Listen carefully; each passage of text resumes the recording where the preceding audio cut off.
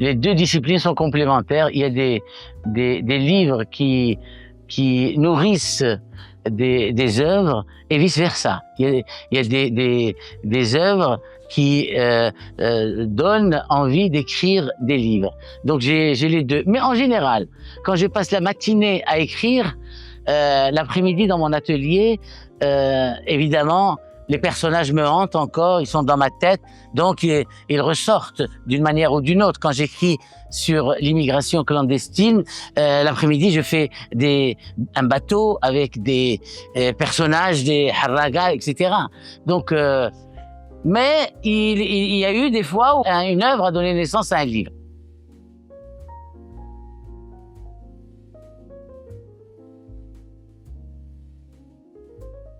Alors, je travaille à base de cire d'abeille.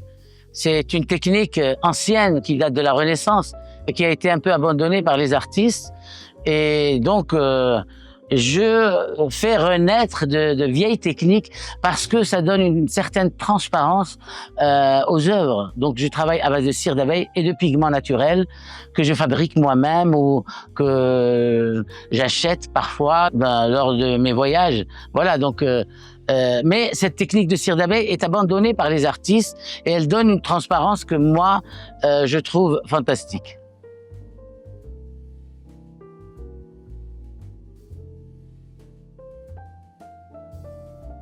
Alors, Élévation silencieuse, qui est le titre de cette exposition, il y a un peu un concentré de tout mon travail. C'est pas une rétrospective, mais il y a des sculptures monumentales en bronze, il y a des sculptures en cristal de Bohême, il y a des peintures, il y a des dessins, il y a un mur de dessins qui me plaît beaucoup. Voilà, donc cette expo est un peu, disons, un résumé de ma carrière.